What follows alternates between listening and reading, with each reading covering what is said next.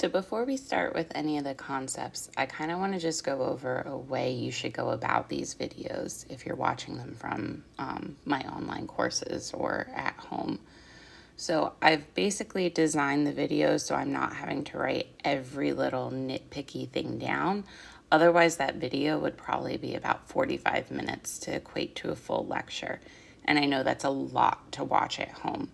So instead, what I've basically done is I've taken the PDFs of my notes and I've removed the actual work, for example. I've removed just some descriptions, and I'll kind of fill in pieces as you see. So what I would highly recommend doing is treating this like a lecture still. And so I would have a notebook or an iPad or whatever you're using to take notes.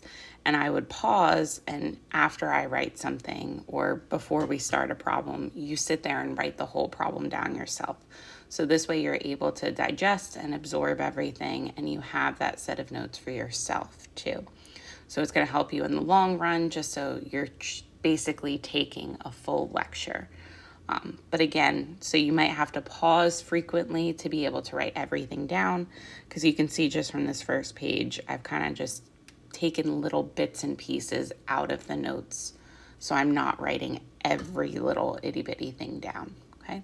So pause as much as you need to, but it should take you longer than the actual length of the video to go through this. Because you can sit there and you can jump directly into the problems, and for some units that might be okay, but you might need a little bit more help, and you need some more consistency and actually writing all this stuff down to help you out and absorb it. So if you try to jump directly into the homework, it could be problematic and you might not understand anything that's going on.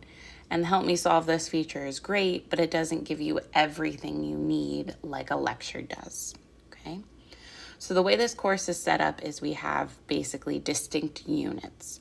So there is some connection and overlap, but not one unit doesn't necessarily rely on the other. So at the end of the semester, then you'll have a big comprehensive overview of a lot of unique topics in mathematics. So the first topic we're going to go through is sets. And the very first thing we're going to do is very definition heavy, because we've got to figure out what kind of notation do we use, what do these things actually mean, and how can we talk about what a set is. So if you think about just that word in general, you use this all the time. So a set is really just a collection of objects. If you think of maybe something in your household, you have a set of dishes. If you go to the store and you purchase a box, it usually comes with, if it's a 4 set, 4 plates, 4 bowls, 4 cups, something like that. So it is a set that's connected together. If you pick up a bedroom set, it usually has like a comforter or quilt, plus maybe some like linens and stuff in there. But a set doesn't necessarily have to have a connection either. So it can kind of just be a mix mash of objects as well. Those objects we have 2 different names for. So the objects are called elements, or they're called members of the set. Okay? So to give you just some simple examples of a set, one could be the birthday of your family members.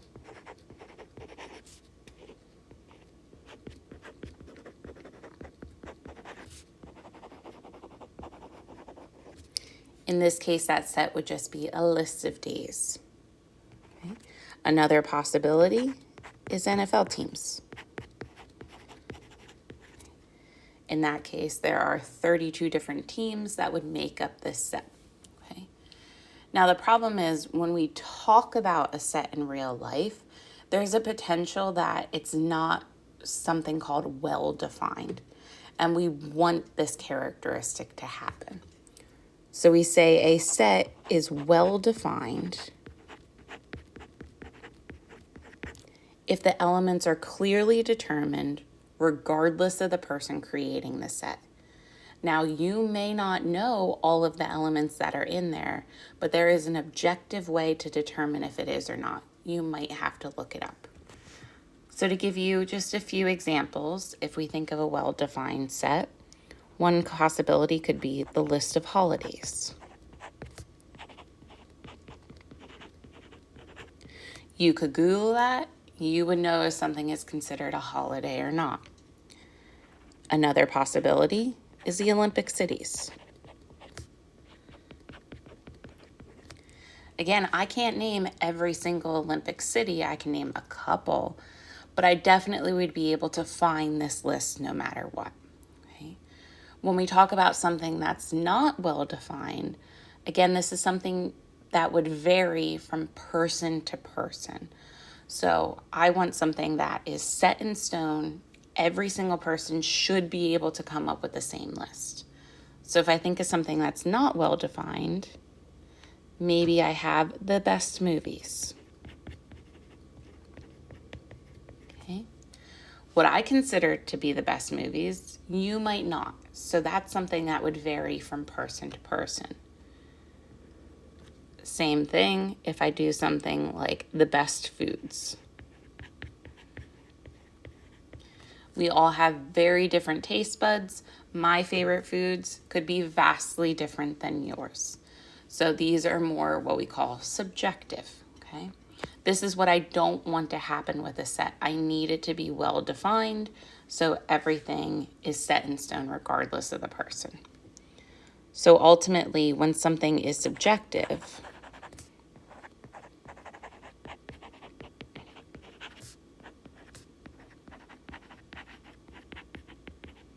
or varies between different people,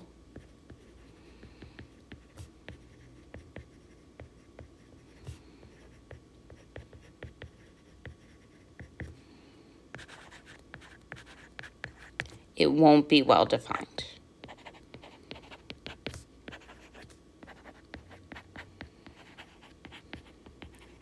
Okay.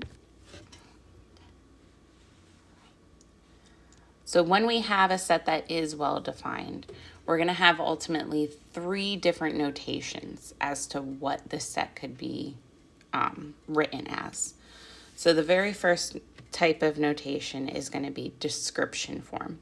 And this is really exactly what we've done. I've described the elements or members of the set just verbally. So right back up here, the list of holidays, that is a description of a set. The Olympic cities, a description of a set, okay? So for this one, we verbally communicate.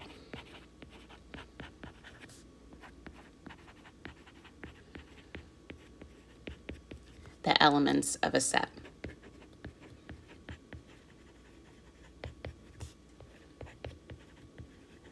Okay. So again, really, we've done this. You can see the prior examples, but just as a mini one to show you here, the list of holidays and the Olympic cities. These are the 2 we came up with for our well-defined sets. Okay. Those are description form. Okay. The second type we can use to write a set is called roster form. So if you think about the roster of a class, basically at the start of every semester, I get my list of students that are going to be there. So individually, I get every single person's name for who is in this class. That is essentially roster form. We just have a set notation where you want to indicate it's a set by using braces. Okay? So for roster form, we list the elements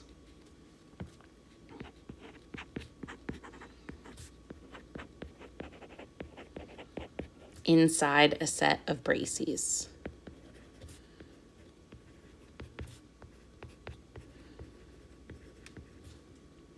So you always start a set by using one brace, and you close the set by using the other. If you do not put braces around it, that is not a set. It needs this notation, okay? So let's try a couple different examples. We're going to work more so with numbers. And again, you got to be really careful with the English language because it is important for very minute details. So for our first example, if we think of the set of natural numbers, now this technically kind of depends on the book that you use. but technically these are, you can consider these just like counting numbers. So natural numbers are numbers like 1, 2, 3, 4, 5, 6, 7, 8, 9, 10, and then it keeps going on forever. 1,000,000 is a natural number. 10,500,000 is a natural number. So it's really just a nice integer that's positive. And again, depending on the book, sometimes they throw 0 in there. Some books make the distinction that's a whole number as opposed to a natural number. So our specific book indicates that 0 is a whole number. So the way I would write this, if I want the set of natural numbers, I need to indicate it's a set by starting my bracket or bracy. My very first natural number is 1. Then one after that is 2. Then 3, then 4, then 5. And now feasibly, I cannot write every single natural number down. It would be impossible to do in my lifetime because it continues on forever. So the way I indicate this is I've got a really nice pattern just by these first 5. I could easily tell the next number 6 and 7 and so on. So what I do is I put these 3 little dots to indicate continue the pattern on. Okay, so these 3 dots are called ellipses. Okay, and basically this just means continue in the same pattern. So the remaining elements continue in the same pattern.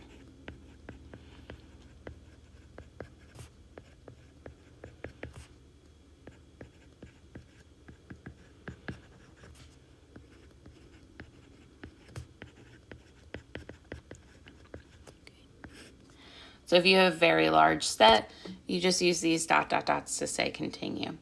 If you need to stop it, you would put comma and then that last number. Now the other thing about natural numbers is it has a special notation too. So in addition, I can say this is equal to. The way we indicate natural numbers is kind of using an N, but it gets an extra kind of mark, I guess you can call it. Okay. Really, the nicer way to write this is it looks something like that. Okay. So this symbol is going to mean natural numbers. All of our sets of numbers have that. Integers with a Z, whole numbers is a W. We've got rational numbers, which is a Q. And this is something we'll all talk about at another time. Okay. For these next ones, we've got the set of integers between -3 and 4. The very next one after that is the set of integers between -3 and 4 inclusive. So there's this slight difference between these two problems of this word. Between means I cannot equal. Inclusive indicates that I can. Okay. And so again, integers are those nice counting numbers, no decimals, nothing like that. So for this very first one, -3 gives me a starting point, but it's not in my set because it's not inclusive. So really, if you consider your number line, you're basically counting up by 1. -3 is right here. -2 is the next number after that, then -1. So I'm going to start at -2 because I cannot include -3. The one after that is -1. Next number is 0. And I keep going up until I'm about to hit 4. So when I hit 3, the very next number is 4, but I cannot include it. So I end my braces to say, okay, this is the last number in this set. And then a lot of times they'll also give a letter to describe a set. So maybe they say the set A of integers between -3 and 4. And in that case, you would say, okay, set A is equal to these members now. So again, this is that roster form. These are all of the things inside the set. When I go to this next one, now I have the set of integers between -3 and 4 inclusive. That means those two values get to be in the set. So my starting value is -3, and then I keep adding up 1 each and every time until I get to 4. Okay. So just be super, super cautious. of those minute words, inclusive versus not, between, things like that. Our third and final notation is step builder notation. This one's gonna look the most complicated, but honestly, it's gonna follow the same pattern, and it kind of merges the two of these together. So this is really just commonly used in algebra.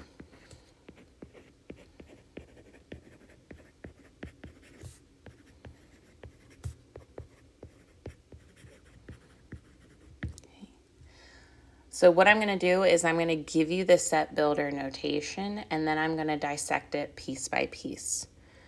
So what we would have, again, maybe I call this set D, and it's equal to, I start my braces, so I'm indicating it's a set, and it's always going to follow this same pattern where you're going to see an X followed by a bar. After that bar, you're going to have some kind of conditions. Maybe it's one, maybe it's multiple. And then you close that set to indicate you're ending it with another brace. So again, breaking this piece by piece, the very first part, D, this just means the set D. Our equal to sign is exactly that. So the way you would read this is set D is equal to, or we can just say is. The brace here is indicating we have a set. So set D is the set of. This is basically just a stand-in to say you're going to take the set of elements.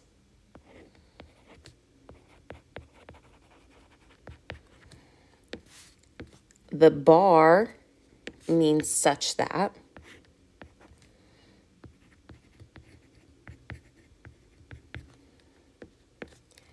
And then the last bit is just such that these conditions hold.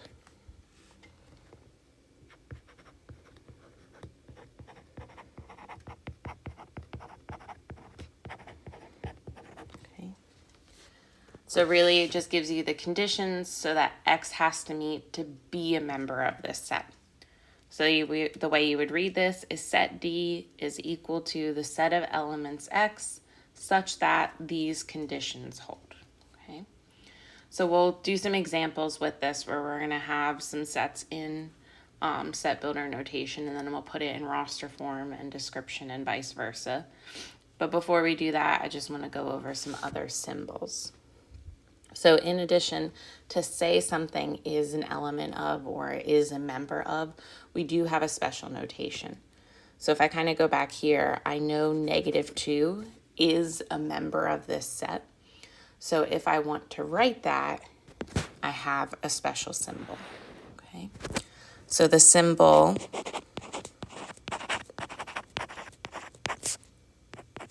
which kind of looks like a rounded E. So you have a C with a line through it. Okay. This will commonly be used in that conditions.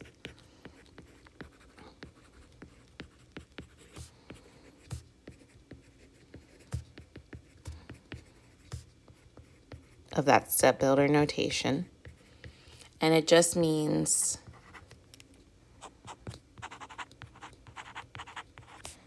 is an element of.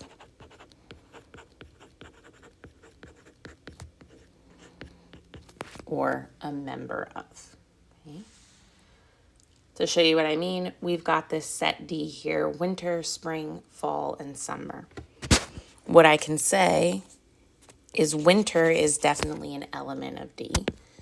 So I can write that in shorthand notation by saying winter is an element of set D. Likewise, I can do the same for all of these. Spring is inside this set. So spring is an element of set D.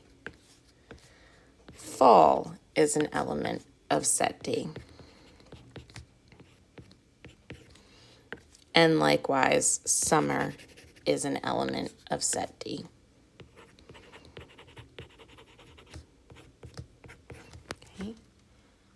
But if I think of another phrase for fall, autumn is a common word. But autumn is not inside this set. So what I can also do is we can say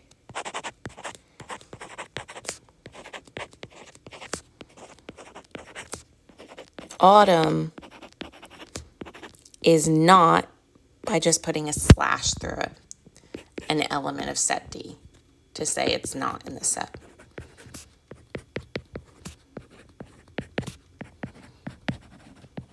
Okay. So if you think of like your not equals, you would put the equal sign and the slash. That's really common in math. So I can use the symbol to say it's an element, and I can put a slash through that symbol to say it's not an element. Okay. So let's try an example with this roster or this just set builder notation. We're going to transfer it and put it in roster form and then also in description form. So again, this is typically what you're going to see. So we want to list the elements of set D by roster form, and then we describe it. So again, this first part is always going to be the same. You pretty much can ignore that when you're finding these other forms. What I want to look at are the conditions I need to meet to be in this set. So this first one means all our members X. This is an element of. And then again, this symbol means natural numbers. So this first part is just saying X needs to be a natural number. The second condition I need to meet is X has to be bigger than 100, okay? So I'll put this in description first because I think that's helpful for roster form. But what we can say is set D is the set of elements X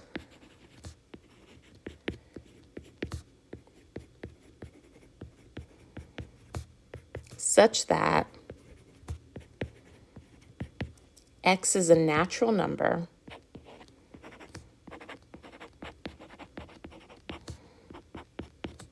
and X is greater than 100.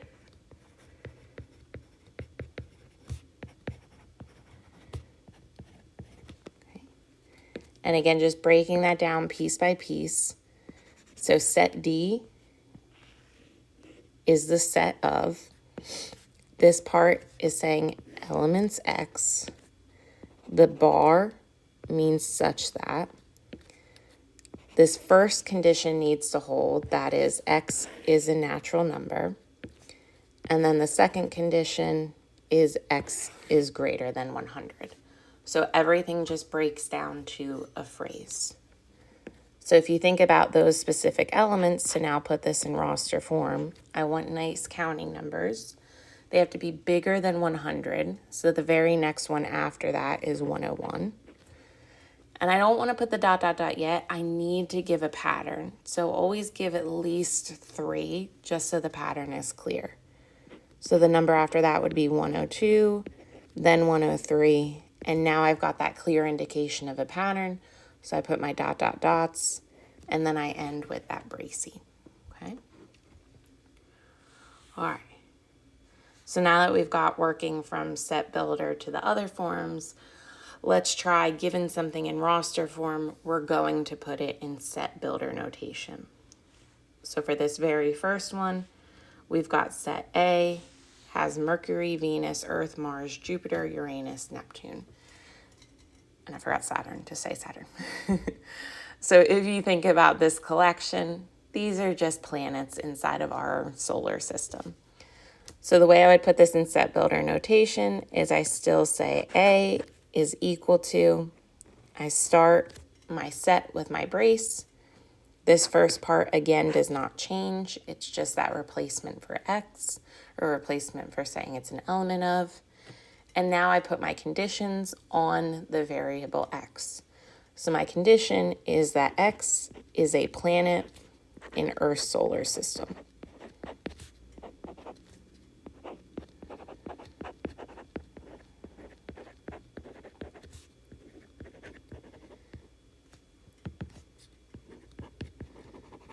And that's the only condition I need, so I go ahead and end my bracy.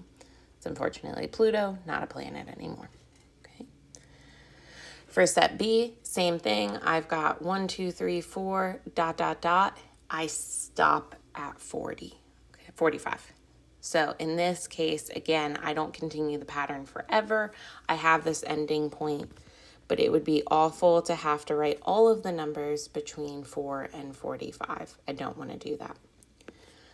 So again, I've got two criteria for this. I have nice counting numbers, so I need it to be a natural number.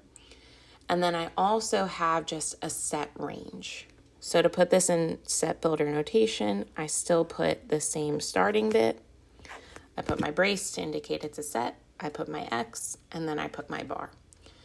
You actually have a couple different ways and combinations that you could do the conditions. If you write out X as a natural number, that's fine.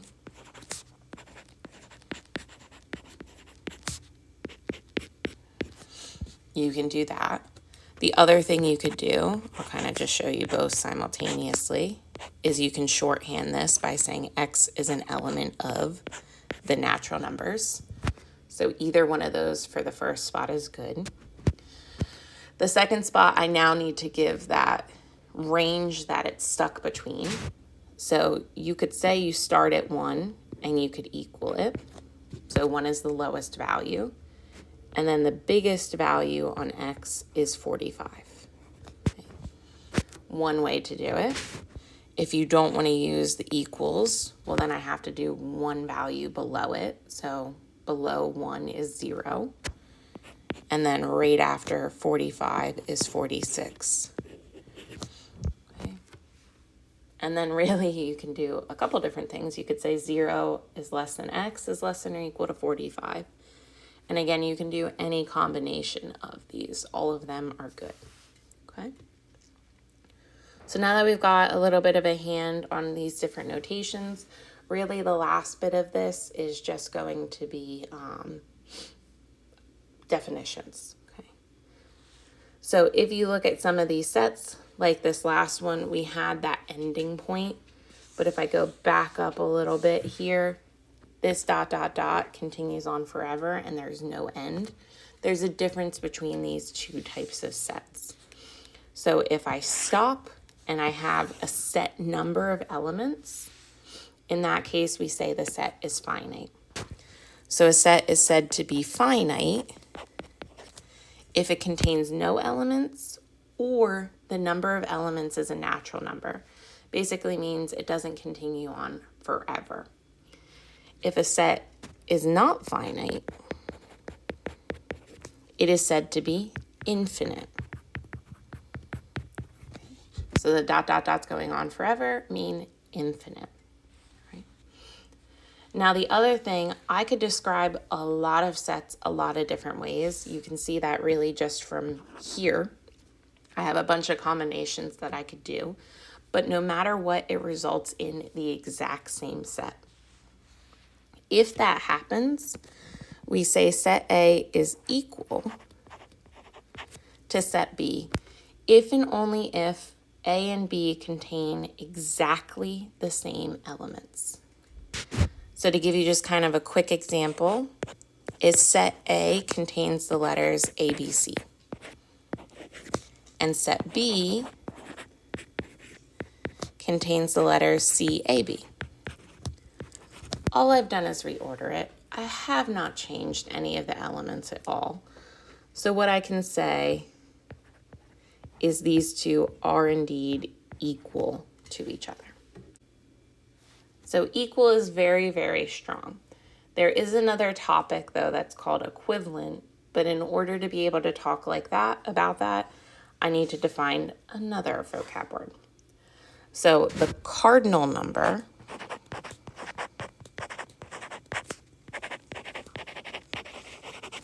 of a set A, which is symbolized by saying n of A, is really just finding the number of elements in the set.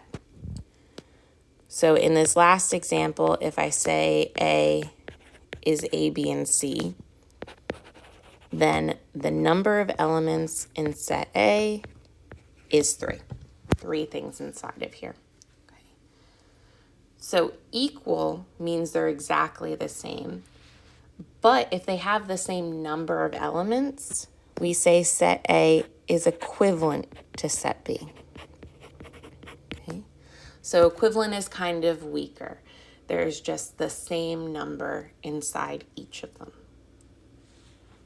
So to give you an example of that, if I say A is again still ABC because it's nice and easy to write, and B is apple, banana, and carrot. Okay. In this case, the number of elements in set A is 3. The number of elements in set B is also 3. So A and B are equivalent.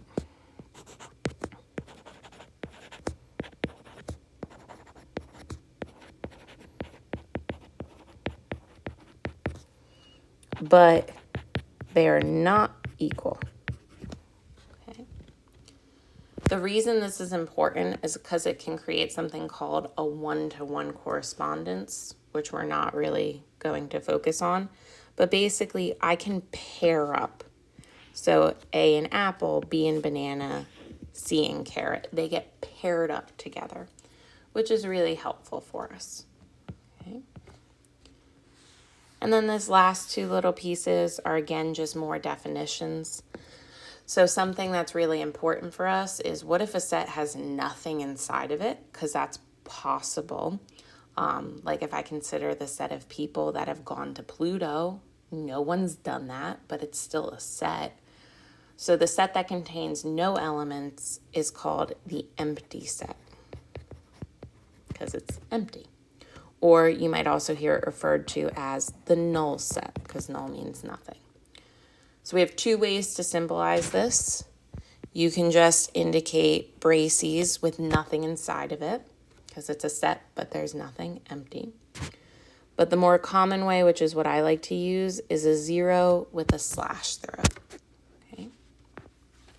The other special symbol that we use is when we're considering all of the different elements for a certain just example or problem or something like that. In that case, we use this symbol, which is a U, and I would recommend putting a foot on this U. So you're going to see very soon we have another symbol that looks just like this, which is going to be an operation. So putting this foot on your U will be really helpful. So when I'm talking about all of the elements I'm considering for a specific discussion, this is called our universal set, hence the U. Okay. So again, first section, really definition happy. The next couple sections, we're going to be talking about Venn diagrams, operations, and things like that.